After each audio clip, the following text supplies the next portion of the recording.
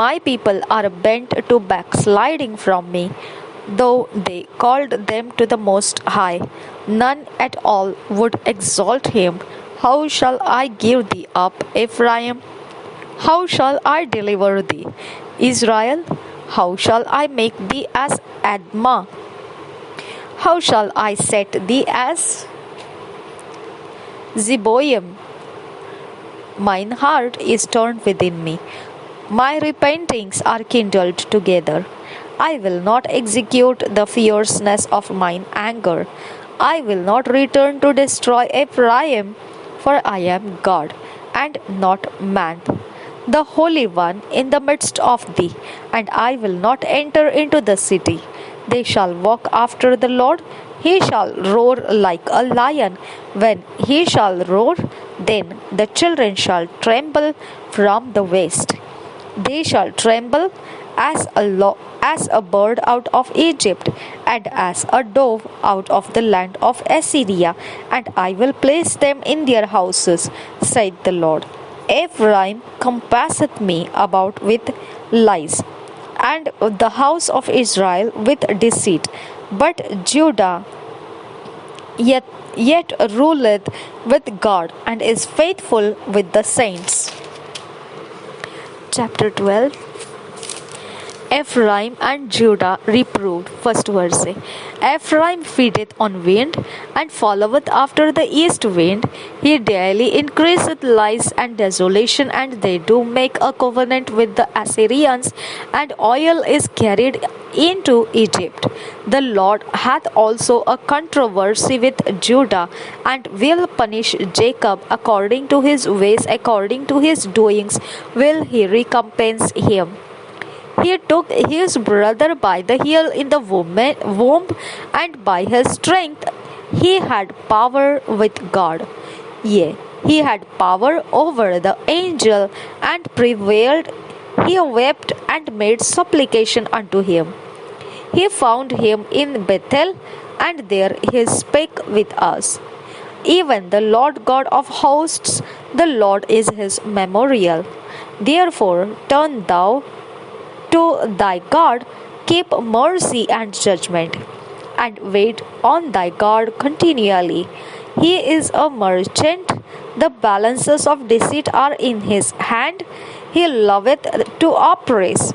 And Ephraim said, Yet I am become rich. I have found me out substance in all my labors. They shall find none iniquity in me that were sin. And I, that am the Lord thy God from the land of Egypt, will yet make thee to dwell in tabernacles, as in the days of the solemn feast. I have also spoken by the prophets, and I have multiplied visions, and used similitudes by the ministry of the prophets. Is there iniquity in Gilead? Surely they are vanity. They sacrifice bullocks in Gilgal. Yea, their altars are as heaps in the furrows of the fields. And Jacob fled into the country of Syria, and Israel served for a wife. And for a wife he kept sheep. And by prophet the Lord brought Israel out of Egypt, and by a prophet was he preserved. ठीक है. Ephraim provoked him to anger most bitterly. Therefore shall he leave his blood upon him, and his reproach shall his Lord return unto him. Chapter 13. God's anger for Ephraim's impiety. When Ephraim spake trembling, he exalted himself in Israel. But when he offended in Baal, he died. And now they sin more and more, and have made them molten images of their silver, and idols according to their own understanding. all of it the work of the craftsmen, they say of them. Let the men that sacrifice kiss the calves. Therefore they shall be as the morning cloud, and as the early dew that passeth away, as the chaff that is driven with the whirlwind out of the floor, and as the smoke out of the chimney. Yet I am the Lord thy God from the land of Egypt, and thou shalt know no God but me, for there is no savior beside me. Hallelujah. ये fourth वचन को याद रखिए आप, ठीक है. I did know thee in the wilderness, in the land of great drought, according to their pasture, so were they filled. They were filled, and their heart was exalted. Therefore have they forgotten me. Therefore I will be unto them as a lion, as a leopard. By the way will I observe them. I will meet them as a bear that is bereaved of her whelps, and will rend the cowl of their heart. And there will I devour them like a lion. The wild beast shall tear them. O Israel, thou hast destroyed thyself, but in me is thine help. I will be thy king. Where is any other that may save thee in all thy cities? And thy judges, of whom thou saidst, give me a king and princes. I gave thee a king in mine anger, and took him away in my wrath. The iniquity of Ephraim is bound up, his sin is hid. The sorrows of a travailing woman shall come upon him. He is an unwise son, for he should not stay long in the place of the breaking forth of children. I will ransom them from the power of the grave. I will redeem them from death. O death, I will be thy plagues. O grave, I will be thy destruction. Repentance shall be hid from mine eyes, though he be fruitful among his brethren. An east wind shall come. The wind of the Lord shall come up from the wilderness, and his spring shall become dry, and his fountain shall be dried up. He shall spoil the treasure of all pleasant vessels. Samaria shall become desolate, for she hath rebelled against her God. They shall fall by the sword. Their infants shall be dashed in pieces, and their women with child shall be ripped up. Chapter 14. Exhortation to repentance. Promise of God's blessing. First verse say, O Israel, return unto the Lord thy God, for thou hast fallen by thine iniquity. Take with you words, and turn to the Lord. Say unto him, Take away all iniquity, and receive us graciously, so will we render the calves of our lips. Ashur shall not save us. We will not ride upon horses, neither will we say any more to the work of our hands, Ye are our gods, for in thee the fatherless findeth mercy. I will heal their backsliding. I will love them freely, for mine anger is turned away from him. I will be as the dew unto Israel. He shall grow as the lily, and cast forth his roots as Lebanon. His branches shall spread, and his beauty shall be as the olive tree, and his smell as Lebanon. They that dwell under his shadow shall return. They shall revive as the corn, and grow as the vine. The scent thereof shall be as the vine of Lebanon. Ephraim shall say, What have I to do any more with idols? I have heard him and observed him. I am like a green fir tree. From me is thy fruit found. Who is wise, and he shall understand these things? Prudent, and he shall know them. For the ways of the Lord are right, and the just shall walk in them, but the transgressor shall fall therein.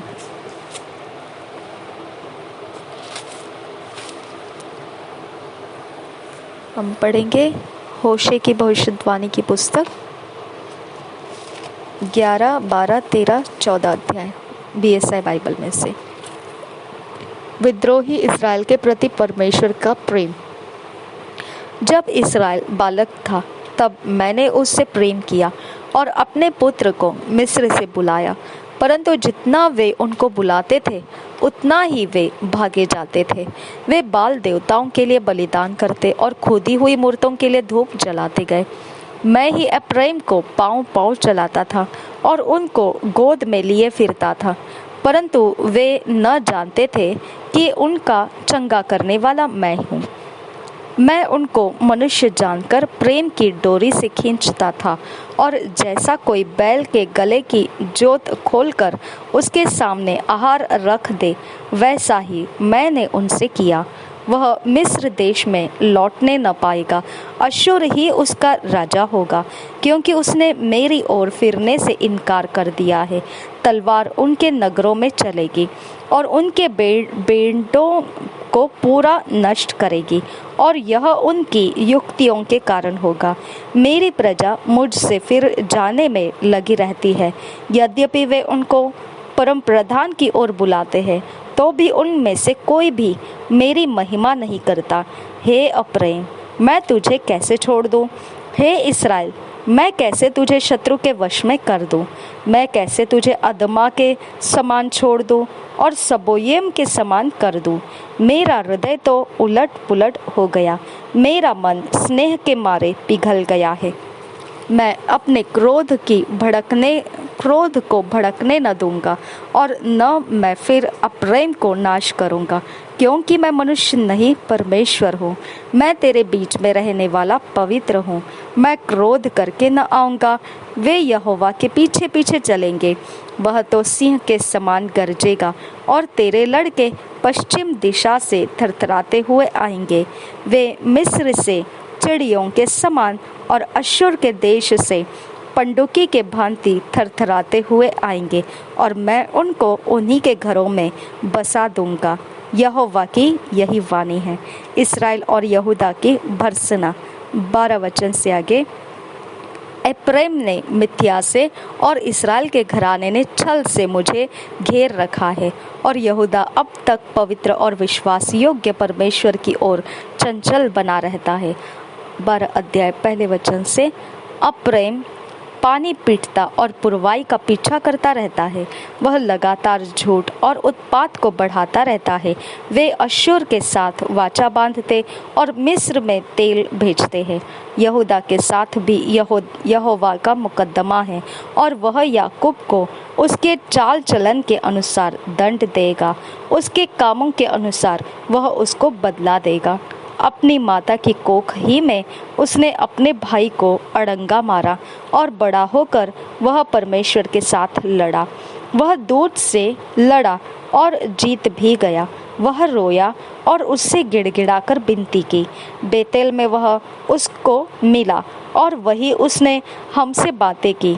यहोवा सेनाओं का परमेश्वर, जिसका स्मरण यहोवा नाम से होता है, इसलिए तू अपने परमेश्वर की ओर फिर, कृपा और न्याय के काम करता रहे, और अपने परमेश्वर की बाट निरंतर जोहता रहे। वह व्यापारी है और उसके हाथ में छल का तराजू है। अंधेर करना ही उसको भाता है। एप्रैम कहता है, मैं धनी हो गया, मैंने संपत्ति प्राप्त की है। मेरे किसी काम में ऐसा अधर्म नहीं पाया गया जिससे पाप लगे। मैं यहोवा मिस्र देश ही से तेरा परमेश्वर हूँ। मैं फिर तुझे तंबुओं में ऐसा बसाऊंगा जैसा नियत पर्व के दिनों में हुआ करता है। मैंने भविष्यद्वक्ताओं के द्वारा बातें की और बार बार दर्शन देता रहा, और भविष्यद्वक्ताओं के द्वारा दृष्टांत कहता आया हूँ। क्या गिलाद कुकर्मी नहीं? वे पूरे छली हो गए हैं। गिलगाल में बैल बलि किए जाते हैं, वरन उनकी वेदियां उन ढेरों के समान है जो खेत की रेघारियों के पास हो। याकूब अराम के मैदान में भाग गया था। वहाँ इस्राएल ने एक पत्नी के लिए सेवा की, और पत्नी के लिए वह चरवाही करता था। एक भविष्यद्वक्ता के द्वारा यहोवा इस्राएल को मिस्र से निकाल ले आया, और भविष्यद्वक्ता ही के द्वारा उसकी रक्षा हुई। एप्रैम ने अत्यंत रिस दिलाई है, इसलिए उसका किया हुआ खून उसी के ऊपर बना रहेगा, और उसने अपने परमेश्वर के नाम में जो बट्टा लगाया है वह उसी को लौटाया जाएगा। इस्राएल का अंतिम न्याय 13 अध्याय पहले वचन से। जब एप्रैम बोलता था तब लोग कांपते थे और वह इस्राएल में बड़ा था, परंतु जब वह बाल के कारण दोषी हो गया तब वह मर गया। अब वे लोग पाप पर पाप बढ़ाते जाते हैं और अपनी बुद्धि से चांदी ढालकर ऐसी मूर्तें बनाते हैं जो कारीगरों ही से बनी। उन्हीं के विषय लोग कहते हैं, जो नरमेध करे वे बछड़ों को चूमे। इस कारण वे भोर के मेघ, तड़के सूख जाने ओस, ओस, खलिहान पर से आंधी के मारे उड़ने वाली भूसी या चिमनी से निकलते हुए धुएं के समान होंगे। मिस्र देश ही से मैं यहोवा तेरा परमेश्वर हूँ। तो मुझे छोड़ किसी को परमेश्वर करके न जानना, क्योंकि मेरे सिवाय कोई तेरा उद्धार करता नहीं है। मैंने उस समय तुझ पर मन लगाया जब तू जंगल में वरन अत्यंत सूखे देश में था, परंतु अब इस्राएली चराए जाते थे और वे तृप्त हो गए। तब तृप्त होने पर उनका मन घमंड से भर गया, इस कारण वे मुझको भूल गए। इसलिए मैं उनके लिए सिंह सा बना हूँ। मैं चीते के समान उनके मार्ग में घात लगाए रहूँगा। मैं बच्चे छीनी हुई रिछनी के समान बनकर उनको मिलूँगा और उनके हृदय की झिल्ली को फाड़ूंगा और सिंह के समान उनको वही खा डालूंगा, जैसे वन पशु उनको फाड़ डाले। हे इस्राएल, तेरे विनाश का कारण यह है कि तू मेरा अर्थात अपने सहायक का विरोधी है। अब तेरा राजा कहाँ रहा कि तेरे सब नगरों में वह तुझे बचाए? तेरे न्यायी कहाँ रहे, जिनके विषय में तूने कहा था, मेरे लिए राजा और हकीम ठहरा दे? मैंने क्रोध में आकर तेरे लिए राजा बनाए और फिर जलजलाहट में आकर उसको हटा भी दिया। एप्रैम का अधर्म गठा हुआ है, उसका पाप संचय किया हुआ है। उसको जच्चा किसी पीड़ाएं उठेगी, परंतु वह निर्बुद्धि लड़का है जो जन्म लेने में देर करता है। मैं उसको अधोलोक के वश से छुड़ा लूंगा और मृत्यु से उसको छुटकारा दूंगा। हे मृत्यु, तेरी मारने की शक्ति कहाँ रही? हे अधोलोक, तेरी नष्ट करने की शक्ति कहाँ रही? मैं फिर कभी नहीं पछताऊंगा। यही वचन हम कुरिन्थियों में भी पढ़ते हैं ना, हे मृत्यु तेरा डंका कहाँ रहा, है ना। 15 वचन आगे, चाहे वह अपने भाइयों से अधिक फूले फले तो भी पुरवाई उस पर चलेगी और यहोवा की ओर से मरुस्थल से आएगी और उसका कुंड सूखेगा और उसका सोता निर्जल हो जाएगा। उसकी रखी हुई सब मनभावनी वस्तुएं वह लूट ले जाएगा। समरिया दोषी ठहरेगा, क्योंकि उसने अपने परमेश्वर से बलवा किया है। वे तलवार से मारे जाएंगे, उनके बच्चे पटके जाएंगे और उनकी गर्भवती स्त्रियां चीर डाली जाएंगी। 14 अध्याय होशे का इस्राएल से निवेदन पहले वचन से। हे इस्राएल, अपने परमेश्वर यहोवा के पास लौट आ, क्योंकि तूने अपने अधर्म के कारण ठोकर खाई है। बातें सीख कर और यहोवा की ओर लौट कर उससे कहे, सब अधर्म दूर कर, अनुग्रह से हमको ग्रहण कर, तब हम धन्यवाद रूपी बलि चढ़ाएंगे। अश्शूर हमारा उद्धार न करेगा, हम घोड़ों पर सवार न होंगे और न हम फिर अपनी बनाई हुई वस्तुओं से कहेंगे, तुम हमारे ईश्वर हो, क्योंकि अनाथ पर तू ही दया करता है।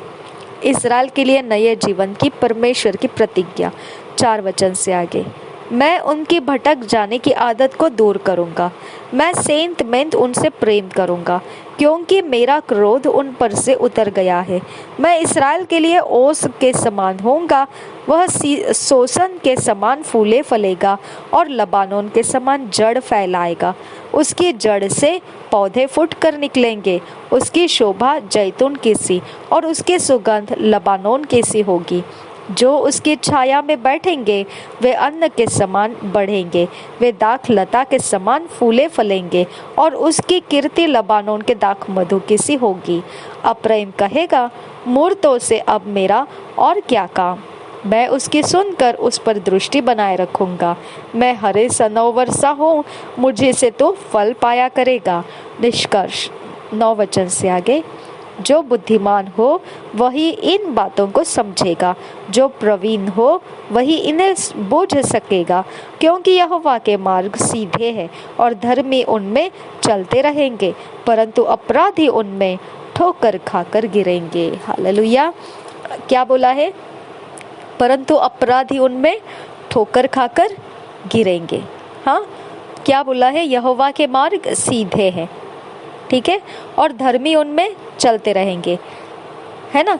तो आपको और मुझे समझ में आना चाहिए, जो बुद्धिमान हो वही इन बातों को समझेगा, जो प्रवीण हो वही इन्हें बूझ सकेगा, क्योंकि यहोवा के मार्ग सीधे हैं और धर्मी उनमें चलते रहेंगे।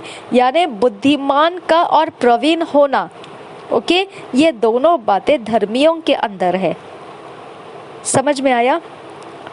सिर्फ धर्मियों के अंदर है, और धर्मी को बोलना नहीं पड़ता है, धर्मी को सिखाना नहीं पड़ता है। अपने चुनाव में वो बराबर से समझ बूझ को इस्तेमाल करके परमेश्वर के सीधे मार्ग को ही चलता है। हालेलुया। तो इसके लिए धर्मी बहुत सेफ साइड में है, क्योंकि परमेश्वर के वचन की सूझ बूझ उसके अंदर मौजूद है, उसके अंदर सूझबूझ मौजूद है, और परमेश्वर के सूझबूझ के द्वारा बुद्धिमानी है वो, और वहीं पर वो प्रवीण भी है, और उसके अंदर से वो बराबर से परमेश्वर के मार्ग चुन लेता है और अपराध के मार्ग को वो छोड़ देता है। हालेलुया। त्याग देता है और परमेश्वर के सीधे मार्ग को वो अपनाता है। हालेलुया।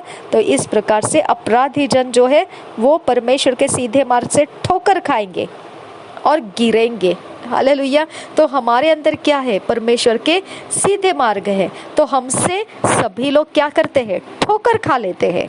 हालेलुया। वो ठोकर खा लेते हैं। ओके, हमारा पवित्रपन उनको ठोकर देता है।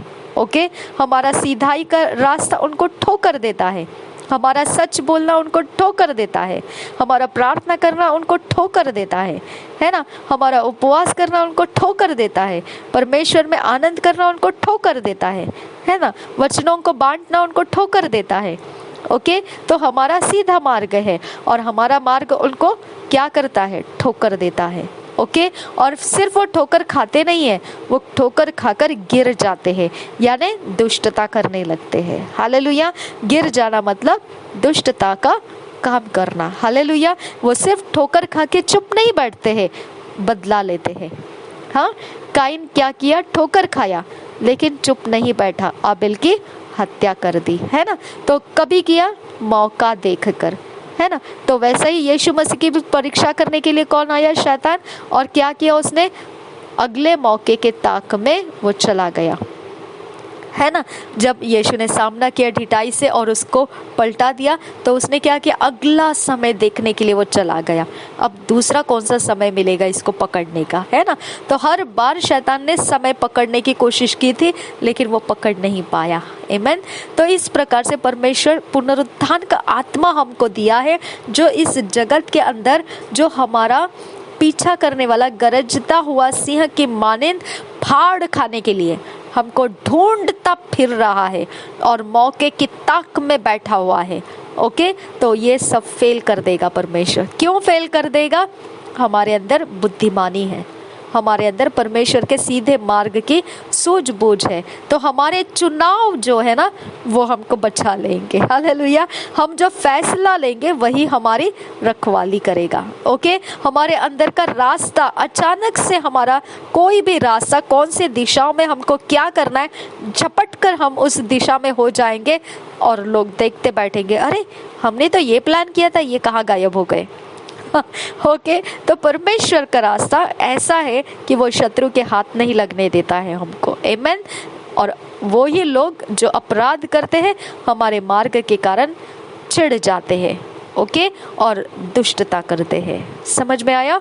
तो आपके बारे में परमेश्वर का वचन इसी प्रकार से हमने अपने बारे में सीखना है कि गिर जाने का मतलब क्या होता है। गिर जाने का मतलब दुष्टता करना, ठीक है। और ठोकर खाने का मतलब क्या होता है? ठोकर खाने का मतलब पसंद नहीं आया, ओके, पसंद नहीं आया, कुछ बातें उनको पसंद नहीं आई हमारी, ठीक है।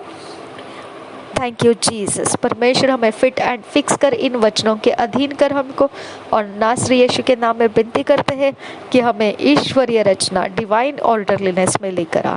नासरी यीशु मसीह के नाम में विनती करते हैं, सुन और कबूल कर पिता। आमीन आमीन आमीन। 2 years बाइबल रीडिंग प्लान, 2 साल का बाइबल रीडिंग प्लान।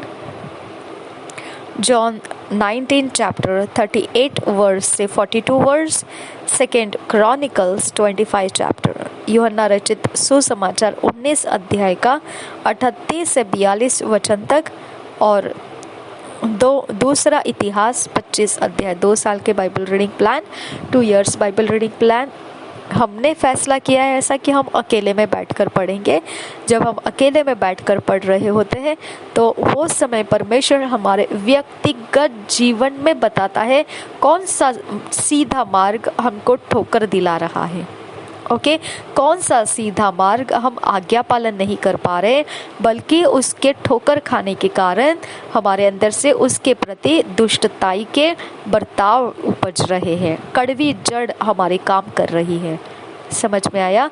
तो हमारे लिए ठोकर का जो रास्ता है परमेश्वर दिखा देता है वचन पढ़ते समय, ओके, और फिर बाद में हमको अपराधी होने से बचा लेता है, हमको माफ़ी मंगवाता है, हमारे अंदर से सुधार लाता है, और फिर जब हम परमेश्वर के सुधार में हो जाते हैं तो हमारी ताकत, हमारा बल प्रभु यीशु बन जाता है। हालेलुया। और इसी समय फिर प्रभु यीशु के अनुग्रह के द्वारा भरपूर होकर, मार्ग सत्य जीवन में भरपूर होकर हम परमेश्वर के काम के उपयोग के बर्तन बन जाते हैं, उसके अनुसार, उसके मार्ग के अनुसार। आमीन। तो ये होने के लिए हमको अकेले में बैठकर जब वचन पढ़ते तभी ये होता है। आमीन। इसलिए हमने फैसला किया अकेले में बैठकर पढ़ना है। लेकिन जब आप व्यक्तिगत पर्सनल टाइम में इसे नहीं पढ़ना चाहते, अपने और तरीके से पढ़ना चाहते, वैसे आप कर सकते, बिल्कुल आज़ाद है आप वैसे करने के लिए, ठीक है। लेकिन हमने अपनी तरफ से फैसला लिया है, हम अपने व्यक्तिगत समय में इन वचनों को पढ़ेंगे और अपने सुधार को एक्सेप्ट करेंगे, ठीक है। निश्चित है हमारे जीवन में परमेश्वर का आत्मा इन वचनों के आधार से हमको सिखाएगा, और निश्चित हमने इस वक्त परमेश्वर के आत्मा का बहुतायत से अनुग्रह के आत्मा का लाभ उठाना है। आमीन। प्रभु यीशु मसीह हम सब के साथ बना रहे। आमीन आमीन आमीन। पिता, हम विनती करते हैं कि हमारे जीवन को फिट एंड फिक्स कीजिए, वचनों के अधीन लाइए, और हमें हर ठोकर से आज़ाद कीजिए। जितने बातों के पिता परमेश्वर हम ठोकर खाए, जबकि वो सीधाई का मार्ग है, सीधाई का मार्ग होते हुए भी खुदा परमेश्वर हम ठोकर खाए और हमने दुष्टता करना पसंद किया, ऐसा कोई हिस्सा हमारे जीवन में है तो आज विनती करते हैं हमको खुलवा कर बता दे खुदा, ताकि हम समझ सके और उसके बारे में सुधार को ग्रहण कर सके और हमारा जीवन तेरे राज्य के योग्य बना सके, ताकि तेरा कोई भी हिस्सा परमेश्वर हम व्यर्थ जाने नहीं देंगे। आबा फादर, हमें फिट एंड फिक्स कर, नासरी यीशु मसीह के नाम में हमें ईश्वरीय रचना डिवाइन ऑर्डरलीनेस में लेकर आ। नासरी यीशु मसीह के नाम में विनती करते हैं, सुन और कबूल कर पिता। आमीन आमीन आमीन।